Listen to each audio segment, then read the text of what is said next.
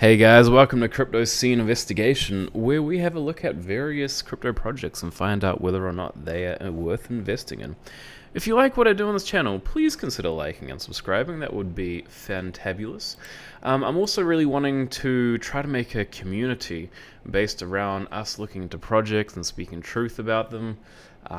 So we try to have a look at various stats and look at a few other things and analytics to be able to find out whether or not they are worth investing in.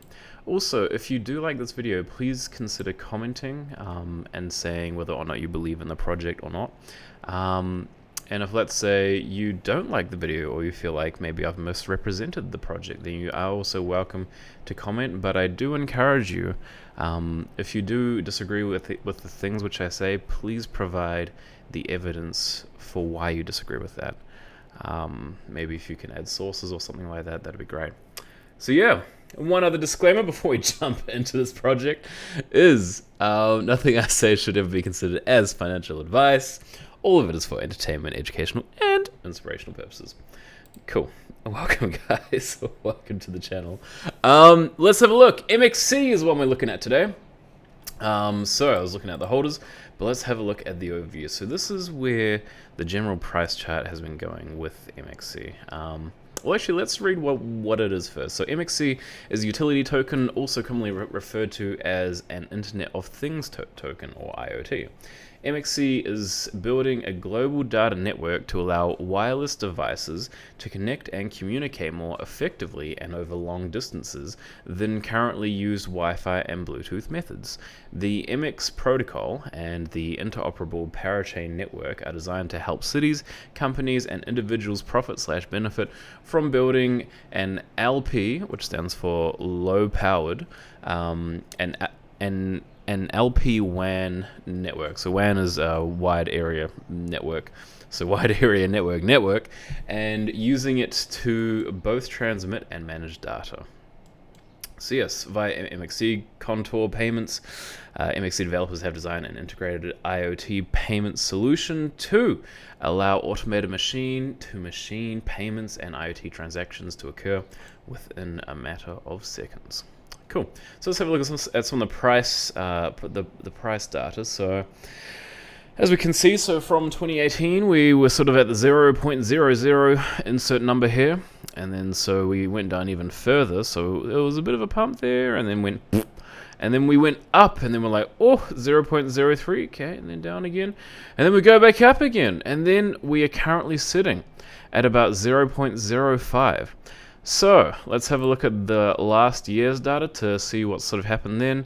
So this would have been during the sort of May, April-y, well, fourth year, so that's April, a little pump there, and then, yeah, so I'd say that we are quite high now in terms of the actual project itself.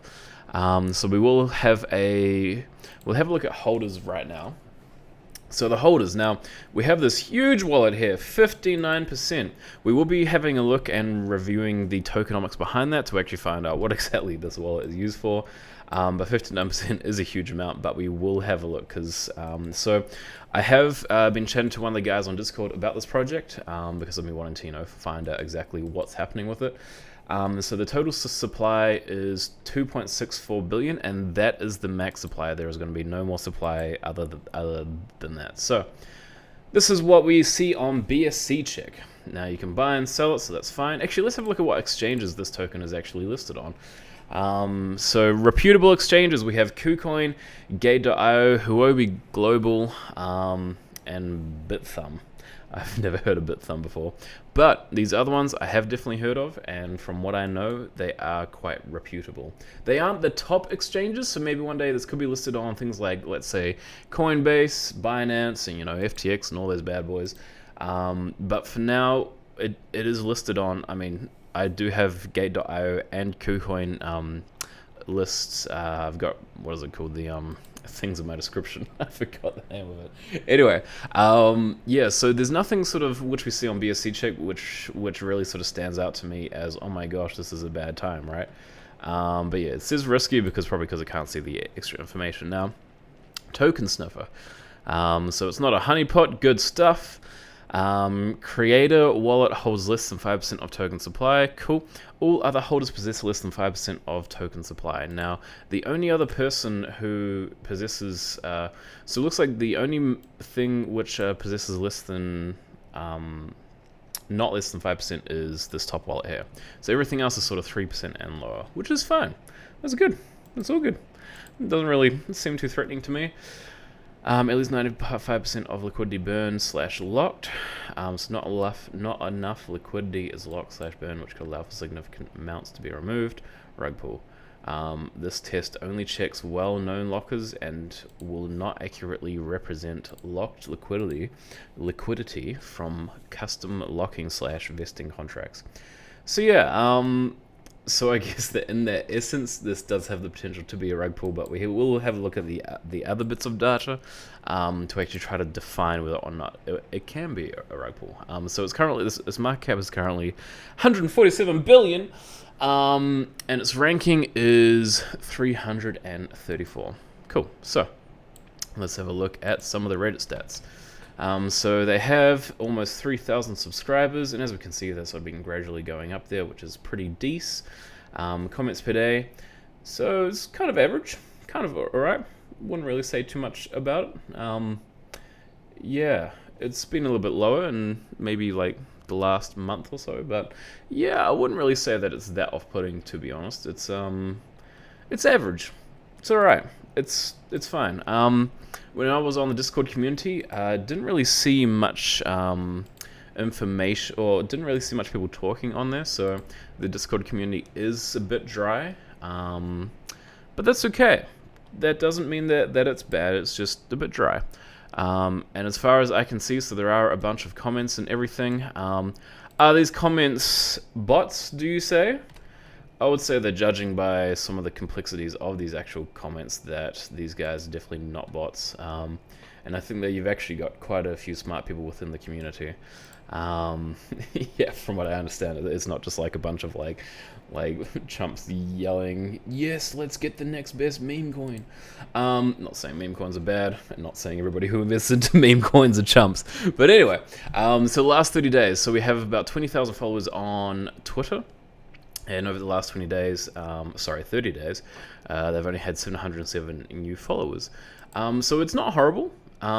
It's way low, so that barely takes up any of their things. So it's quite interesting how the actual coin, because usually what happens is that, you know, the more people that talk about things, the more sort of marketing which happens.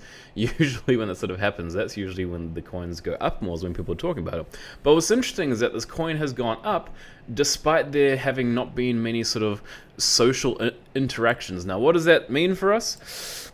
It's a bit hard to say. It's sort of, to me, that sort of says that this coin could potentially be worth quite a bit more than what we actually see, in my opinion. So I personally think that it could be worth quite a bit more. I mean, we'll briefly have a look at the RSI. So yeah, I mean, we're currently sitting at about 50 something RSI, 51 RSI. So it's a bit above average, or it's a bit above worth more. But yeah, it's kind of interesting, eh? I'm not exactly sure why it's kind of like that. But anyway, so I did have a look at some of these things, and they don't have a huge amount of community interaction on Twitter. So it's quite interesting. Even though Twitter, you have like 20,000 followers versus Reddit, which has about 2,000 followers, so like 10 times. It's interesting that, you know, like a lot of people aren't really commenting much on the actual MXC Twitter, whereas, you know, you have a bunch of people commenting on, you know, the Reddit itself. So it's quite interesting. It's quite interesting looking at that. So the reason why, so these are Google Trends here. The reason why I didn't look at, let's see if we can do the past 5 years. The reason why I didn't type in MXC directly is because MXC is actually a TV show. Yeah, and so I didn't really want to rely on that in terms of the actual sort of analytics. Yeah, so we can have a look at, you know, how much has been searched in the last 90 days and in the last 12 months as well. So it's kind of had a little bit of searching, but look at that. We've had probably our most recent searches around December. So actually, let's go back to the 90-day analytics. And we have had quite a bit of research, which is quite interesting. It's quite neat, isn't it? So let's have a look at what else we can find. So these are some of the team members. And what's cool is that these guys are Doc's team members. So essentially, we can see their face, we can see them on video, and so yeah. I tried to see if I could find direct interviews with some of these guys. Couldn't find direct interviews with some of them, but there are others who they do have interviews with, like their growth manager and yeah, their YouTube channel is quite poppin', to be honest. They do actually upload quite a bit of videos with people talking, so I think that's good. It sort of shows that actually they are moving things forward. So this fellow, so Shin Zin-hyo, he's the CEO of MXC, Match X founder. Interesting. Okay, we will be having a look at this very shortly because that's actually good to know. So he's currently so he's the founder of that as well. That's awesome to know, and we will see why very shortly. So Aaron, so also part of Match X, which that should also be present. And yeah, so judging by the looks of these guys' backgrounds, it looks like they have had some decent, I guess you could say, portfolios of history. So that's actually really good. So this is a little bit about their actual app, and so you can stake, earn, and relax, and you can also mine as well. So you can stake on your phone. We will be having a look at a picture, which will elaborate a little bit more on that. So data tracking. If data is the new gold, then get ready for your own mining. Data Dash is taking crypto, IoT, and data into the future. It's time to get on board. All right. So I'm gonna we'll keep that open for now. So this is just talking about the actual miner itself, talking a little bit about the information regarding it. But let's have a look at some of these tokenomics. So tokenomics, I'll actually zoom in for you guys a little bit.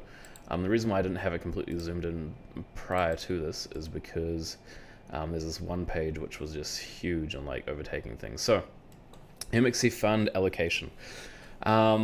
So we have marketing 20%, so there's agency fees, advertising costs, marketing, digital marketing, publications, and networking. Then we have some legal things, so contracts, tax compliances, ecosystem, so public trainings, university, institute development, office costs, awards program, beg your pardon, growing the global data network. So essentially, and R&D, which is research and development. Now, I believe that this percentage here, this percentage here, this percentage here, and part of this percentage here, all ties up into this fat wallet underneath the holders. Now, listen here, okay? So usually when we see this, usually we never want a team or a foundation to hold any more than 30%. That's what we usually want. Usually we don't want that. And when I see stuff like this, when I see stuff like, oh, let's try and justify the reason for why we need to hold more, it's a bit of a red flag to me, to be honest. Yeah, but that's why we also look at the other statistics and we ask ourselves, okay, so are these guys just doing a rug pull, or does this actually have a further use case? And so I have actually had a look to actually see how much one of those M2 Pro miners would cost. Costs about 2,500 euros, and you can be earning about $11 per day. That's from the community feedback. So, you know, if you want to be able to get a return on your investment within, I did it and it was like 8 months or something. So yeah, you can feel free to purchase some of those miners. Now, this is a special picture which sort of shows a bit about the sort of staking and how that sort of works. So you can either choose to buy them from an exchange, or you can actually mine them using one of the M2 Pro miners. So so you can stake it like this, MXC wallet, and so this sort of shows the monthly return. So feel free to pause the video here just to have a look at the sort of staking profits which you can be gaining on it. But it does also have this information on the actual Data Dash app itself. Yeah, so you could be looking at yearly returns depending on how much you actually sort of lock it in for. If you do for like, let's say a 24-month state, you can get 8.4% on yearly returns, or if you just do a flexible state, you can get a 6%. Cool. So this is the general website. Now we're going to have a look at some of the partnerships from here. So some of the partnerships we have: Longhash, BitNews, Black Edge Capital. I think I've heard of them. Huobi. These are supporters. So I don't know if supporters and partners are the same thing. Not entirely sure about that. If anybody wants to add some information to let me know if that's the case, do let me know. Yeah. So we also have. So this shows some of the new partnerships. Maybe you guys might recognize some of the names. Atico, Sensing Labs, Careband.